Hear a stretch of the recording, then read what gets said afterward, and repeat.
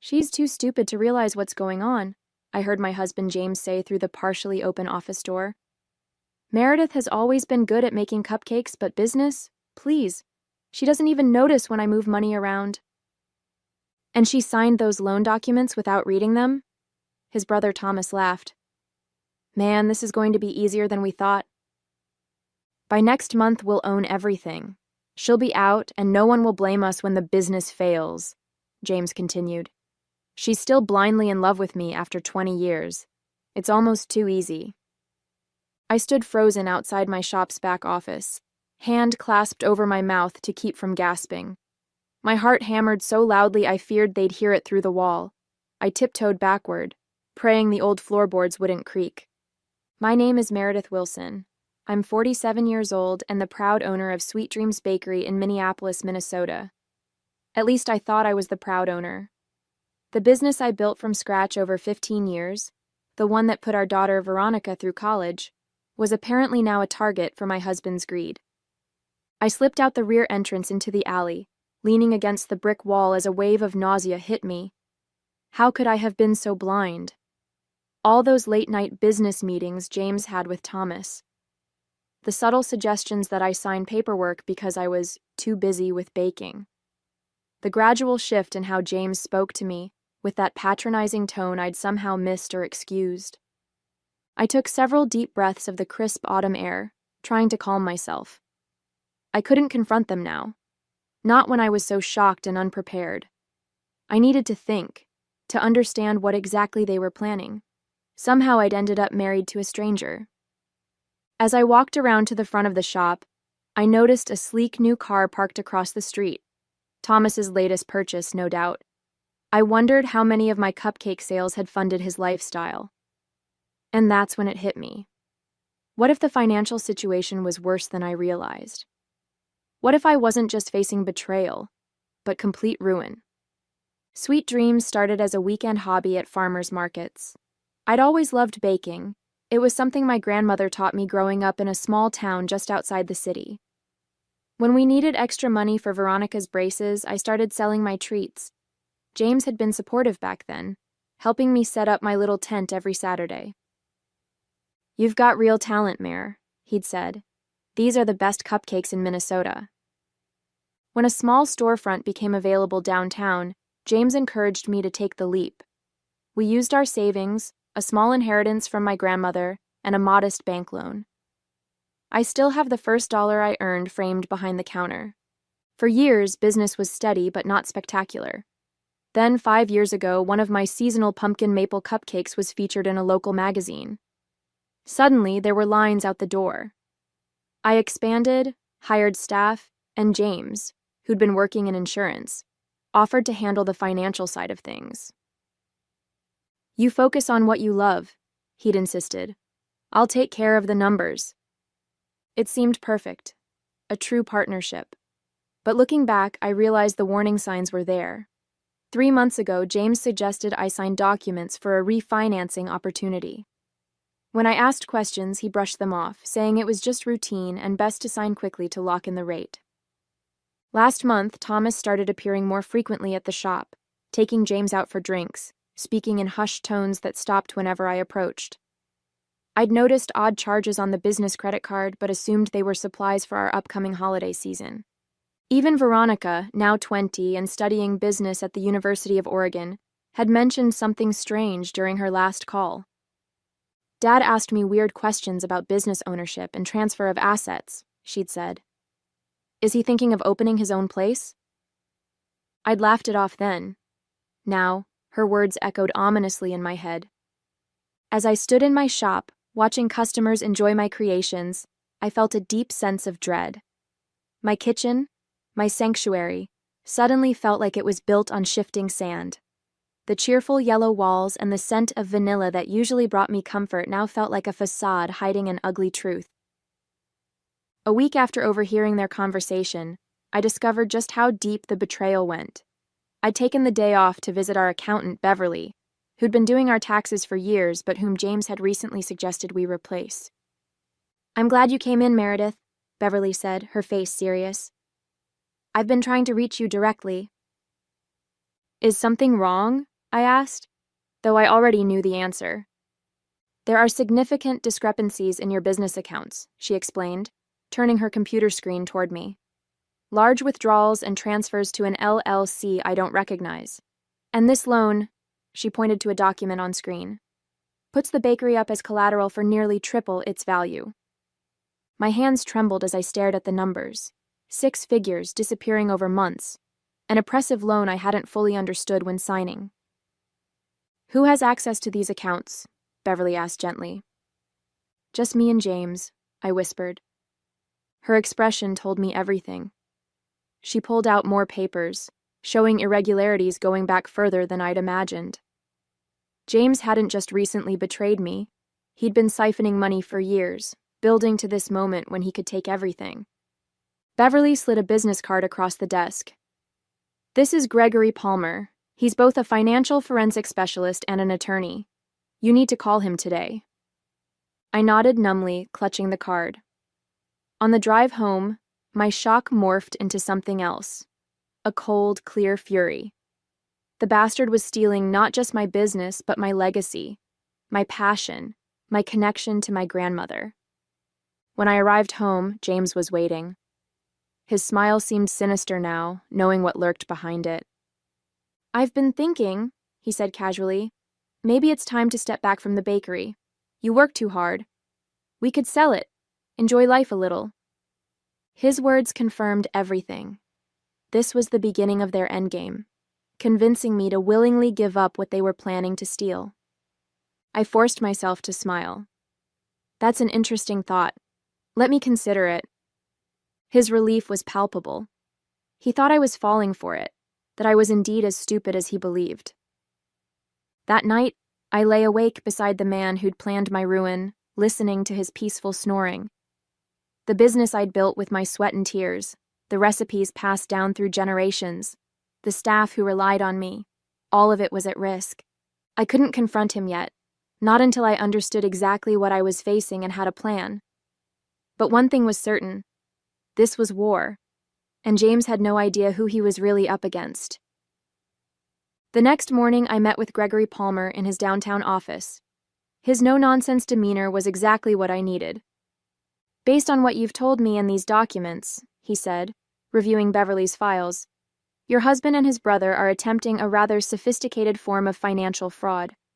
They're creating artificial debt against your business, then planning to trigger default terms that would force a sale to a company they likely control. Can we stop it? I asked. We can, but we need to be strategic. Your name is on these documents. Challenging them directly could be complicated. I slumped in my chair, feeling defeated. However, Gregory continued, there's another approach. If you're open to it, we could gather evidence of their conspiracy. That would fundamentally change the legal landscape. Hope flickered. How would we do that? Gregory introduced me to Diana Winters, a private investigator with a specialty in business fraud. Her confidence was contagious. Men like your husband and his brother get careless because they think they're the smartest people in the room, Diana explained. We'll use that against them. Their plan was elegant. Diana would pose as a potential investor interested in the type of business James and Thomas were establishing. Through mutual contacts she'd invented, she'd express interest in their venture, gaining their trust and recording their plans. Meanwhile, I would maintain the appearance of ignorance, all while securing my own position. Gregory helped me establish separate accounts and document all existing assets. We photographed equipment, created inventory lists, and gathered proof of my original investments. For the next 2 weeks, I lived a double life. At the bakery, I was the same cheerful Meredith, greeting customers and creating new recipes. At home, I was the oblivious wife, pretending not to notice James's increasingly frequent business meetings. One evening, James announced he'd be meeting Thomas to discuss some insurance matters. I knew Diana would be there too, wearing a wire. Take your time, I said sweetly. I've got plenty to do here. Once he left, I went into his home office, something I rarely did. I needed to find any physical documents he might have kept. After an hour of searching, I found a hidden folder in his desk with copies of the loan documents, planning notes, and, most damning, a business plan for Wilson Brothers Bakery, opening at my current location with a projected timeline showing my exit. I photographed everything, hands shaking with anger. When I returned the folder, I noticed something that made my blood run cold: a life insurance policy on me, taken out 3 months ago, with a substantial payout to James. I called Gregory immediately. "This changes things," he said gravely. "We need to accelerate our timeline. And Meredith, be careful." That night, when James returned home, I watched him with new eyes. Was the insurance policy just good planning, or something more sinister? I wasn't just fighting for my business anymore. I might be fighting for my life. The next day, Diana called with news. "I've got them on record discussing the entire scheme. They're planning to trigger the loan default next week." I felt momentary relief, then terror. I wasn't ready. We needed more time. "There's something else," Diana added. "They're meeting someone tomorrow, a health inspector they've bribed to find violations at your bakery. They want to damage your reputation before they make their move." My plan to fight back was crumbling before it even began. They were moving faster than we'd anticipated, attacking from angles I hadn't even considered. 2 days later, the health inspector showed up unannounced at Sweet Dreams. I recognized him from Diana's surveillance photos: Robert Jenkins, a cousin of Thomas's wife, with a history of taking bribes. "Just a routine inspection," he said with a smile that didn't reach his eyes. I watched him search for violations, planting his finger in clean areas, then testing for residue, taking photos of perfectly functioning equipment, and writing furious notes. I knew what his report would say, no matter what he actually found. That afternoon, my phone rang, Veronica calling from Oregon. "Mom, something weird is happening," she said without preamble. "Dad just called asking if I'd sign some paperwork he's sending over. Something about protecting the family business and needing my signature since I'm a beneficiary." My heart raced. "What did you tell him?" "That I'd look at it first, obviously. I'm not signing anything I don't understand." I nearly cried with relief. "Good, don't sign anything. In fact, don't even open the package. I'll explain everything soon, I promise." "Mom, what's going on? You sound scared." I hesitated, not wanting to burden her, but needing her to understand the severity. "Your father and Uncle Thomas are trying to take the bakery from me. It's complicated, but I'm handling it." "I'm coming home," she said immediately. "No, stay there. Focus on your studies. I've got good people helping me." After we hung up, I sat in my office, staring at the walls covered with framed reviews, customer photos, and the business license in my name. They were trying to take everything, even trying to manipulate my daughter. The line had been crossed. I called a real estate agent I knew, Lynette, who specialized in commercial properties. "I need to understand something," I said. "If I wanted to sell my bakery, how quickly could it happen, and what might it be worth?" Her answer stunned me. Due to the bakery's reputation and prime location, it could potentially sell for nearly twice what I'd imagined. And with the right buyer, a deal could close within weeks. A plan began forming in my mind, one so audacious it made me dizzy. What if, instead of fighting to keep the bakery, I sold it myself? Not because they forced me, but on my terms to someone who would value what I'd built? I called Gregory to explain my idea. "It's risky," he warned. "If James finds out before we're ready, he could try to block the sale." "But if we succeed? Then you control the proceeds, not him. And with the evidence we've gathered, we can ensure he doesn't benefit from his fraud." Diana's next call cemented my decision. She discovered that Thomas wasn't just helping James, he was blackmailing him. Apparently, James had been embezzling from his insurance clients for years, and Thomas had proof. "Your husband is being played too," Diana explained. "Thomas has been recording their conversations as insurance, threatening to expose James if he doesn't go through with stealing your business." The betrayal was even deeper than I'd imagined. My husband wasn't just a thief. He was a coward being controlled by his own brother. That night, I drove to the outskirts of the city and parked at a scenic overlook. I needed space to think clearly. The bakery had been my life for 15 years. Could I really let it go?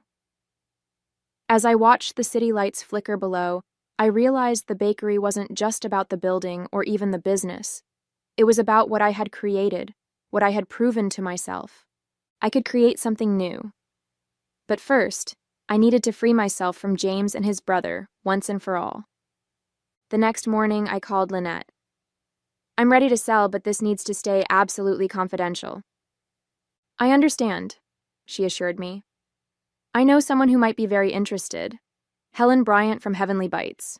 She's been looking to expand."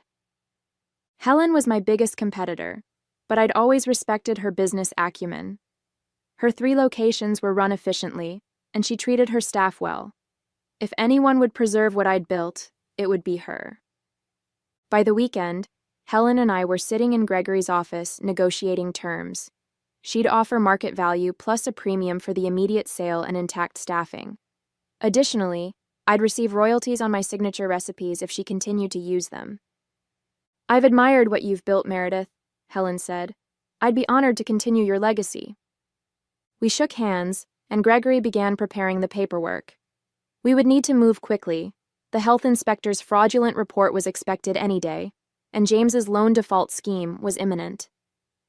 Meanwhile, Diana continued gathering evidence. She'd placed legal surveillance in my office at the bakery, capturing a meeting between James and Thomas where they explicitly discussed their fraud. "Once the health department puts a shutdown notice on the door, the loan terms will trigger," James had said. "She'll be so upset about the violations, she won't even notice what's happening with the business until it's too late." Their callousness was breathtaking. 15 years of marriage, and James saw me as nothing but a means to an end. Just as we were finalizing the sale, an unexpected complication arose.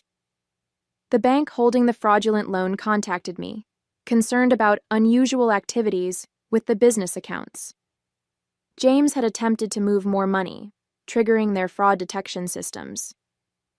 "They're accelerating their timeline," Gregory warned. "If the bank freezes everything for investigation, our sale could be delayed." I needed to buy time. Reluctantly, I called James. "The bank called me about the business accounts," I said, feigning confusion. "Something about unusual transfers?" There was a pause. "It's nothing to worry about," he said smoothly. "Just some restructuring I'm doing to improve our tax situation. I'll handle it." "Should I call them back?" They seemed concerned. "No," he said too quickly. "I'll take care of it. That's my department, remember? You focus on your baking." His condescension strengthened my resolve. I contacted the bank directly, working with Gregory to explain that I was aware of the unusual activities and was addressing them as part of a business transition. We provided just enough information to prevent a freeze without revealing our full plan. With that crisis averted, we pushed forward. Helen expedited her financing, and we signed preliminary agreements. The final paperwork would be ready in 3 days. Ironically, the same day the health inspector's report was due, and James planned to trigger the loan default. The night before everything would come to a head, I packed a small bag and prepared to stay with a friend. I couldn't bear to be in the same house as James anymore, knowing what I knew. As I was leaving, he came home early, catching me with the suitcase. "Going somewhere?" he asked, suspicion evident. "I need some space," I said, not entirely lying. "I'm staying with Patricia for a few days."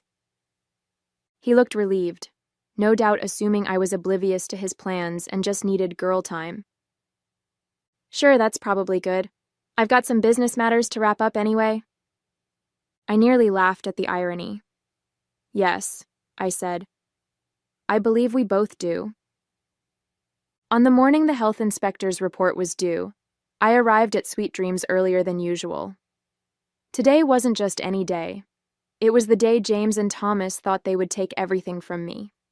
Instead, it would be the day they lost everything themselves. Helen had arranged for her operations manager to meet me for a final walkthrough before signing. Gregory was prepared with all documentation, and Diana had positioned herself nearby to record what promised to be an entertaining confrontation. Right on schedule, Thomas arrived first, carrying a briefcase and wearing a smug expression. He was surprised to see me. "Meredith, didn't expect you in so early?" "I'm always here early on important days," I replied calmly. His eyes narrowed slightly, but he maintained his facade. "Is James here yet?" "He's on his way." 10 minutes later, James walked in, accompanied by a man I didn't recognize, presumably their lawyer. When James saw me, he faltered momentarily before recovering. "Meredith, you remember Arthur Wilson? He's handling some paperwork for us today." I smiled. "Of course. And you all remember Helen Bryant?" James's face paled as Helen stepped forward. "What is she doing here?" he demanded. "Helen is buying Sweet Dreams," I announced. "In fact, we're finalizing the sale this morning. She's already transferred the funds to escrow." The shock on their faces was priceless. Thomas recovered first. "That's impossible. The business isn't yours to sell." "Actually," Gregory said, stepping into view, "it absolutely is. We have documentation proving Ms. Wilson's full ownership. What we also have is substantial evidence of attempted fraud by both of you gentlemen." Diana emerged, holding up a flash drive. "Including recorded conversations detailing your entire scheme." James lunged toward her, but security guards Helen had wisely hired stepped forward. "Don't make this worse for yourself," Gregory warned. "The evidence has already been duplicated and secured." As if on cue, Robert Jenkins arrived with his fraudulent health inspection report. Seeing the crowded bakery and the tension, he stopped in the doorway. "Perhaps you'd like to explain why you were prepared to falsify an official health report," Diana asked him. Jenkins looked at Thomas, then at the security guards, then back at Diana. Making a quick calculation, he turned and hurried out without a word. "You've lost," I told James and Thomas. "Sweet Dreams is sold. The money is protected from your schemes. And by the way," I added, looking directly at James, "I've filed for divorce." The aftermath was swift and devastating for James and Thomas. With Diana's evidence, both faced criminal charges for conspiracy to commit fraud, and James had additional charges related to embezzlement from his insurance clients. Thomas's attempt to distance himself failed spectacularly when his recorded blackmail was revealed. I sold Sweet Dreams to Helen for $1.2 million, nearly double my expected price. The divorce proceedings moved quickly, with the judge ruling that James had no claim to the proceeds given the evidence of his attempted fraud. His assets were frozen during the investigation, leaving him to face his mounting legal troubles with court-appointed representation. 6 months later, I stood in a small storefront in Eugene, Oregon, just a mile from Veronica's university campus. The sign painter was just finishing the window display.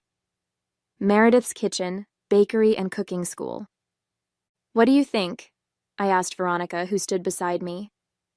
"It's perfect, Mom," she said, squeezing my hand. "I still can't believe you moved here." "New beginnings," I said. "Besides, I get to see you more often and you get free baking lessons to impress your roommates." With part of the proceeds from the sale, I'd created this smaller, more personal venture, a combination bakery and cooking school where I could share my grandmother's recipes and techniques with others. It was less about building an empire and more about pursuing joy. James and Thomas both accepted plea deals to avoid longer sentences. The last I heard, James was serving 3 years, and Thomas was in a minimum security facility for 18 months. Their reputations and careers were destroyed, a fitting punishment for men who had valued money above all else.